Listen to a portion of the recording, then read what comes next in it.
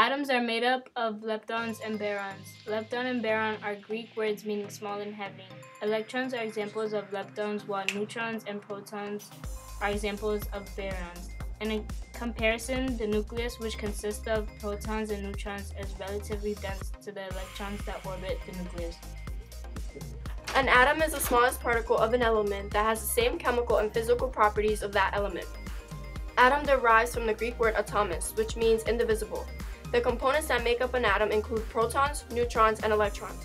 Protons are the smallest positively charged units of matter, neutrons are the smallest neutral charged units of matter, and electrons are the smallest negatively charged units of matter. Both protons and neutrons are combined, creating a dense nucleus. The purpose of the neutrons are to prevent any proton from repelling, considering that they all have a positive charge, and based on prior knowledge, same charges repel. The ratio for protons to neutrons in light elements is 1:1, whereas the ratio for protons to neutrons in heavy elements is 1:1.5. Electrons orbit the nucleus because opposites attract, and the electrons are attracted to the opposite energy that the nucleus emits. Every electron orbit has a different shape according to its level. If we know where the electrons are located, we can't predict where they will be. But at the same time, if we can predict where they'll be, we won't be able to tell where they are located. Electrons have the ability to move to different valence levels by either receiving or giving off energy. The energy received or given off creates photons, which is what the human eye can respond to. These photons are small particles of light. Depending on the atom arrangements, it will create the 5 states of matter: plasma, solid, liquid, gas, and Einstein's condensate. The different atomic structures determine the function of the element, which is organized in the periodic table. Periodicity refers to the recurring trends that are seen in the element properties. Elements are grouped in logical ways that put elements with similar traits in the same groups and periods. The elements on the periodic table are organized by increasing number of protons. For example, hydrogen is number 1 on the periodic table, which signifies it indeed has 1 proton. There are 7 periods that go horizontally and 18 groups that go vertically. Group 1 has the alkali metals, Group 2 has the alkali earth elements, and Group 18 has the noble gases, while Groups 3 through 12 contain the transition metals.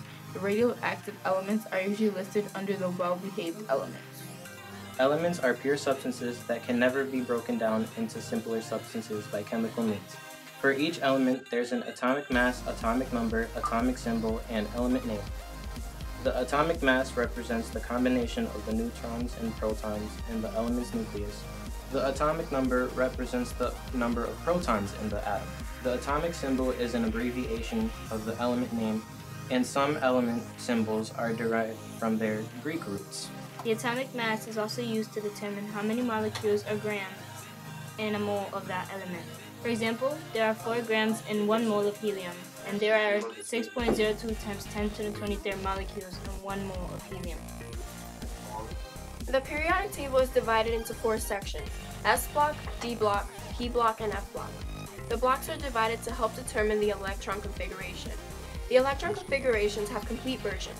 For example, the electron configuration for the element silicon, Si, is 1s2, 2s2, 2p6, 3s2, and 3p2.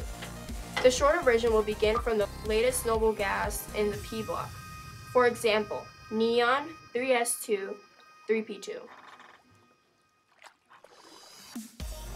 This is what the atom is composed of, what makes the elements and determines both their physical and chemical properties. Their properties and electron configuration determine the element's location on the periodic table, the most useful and fundamental tool of chemistry.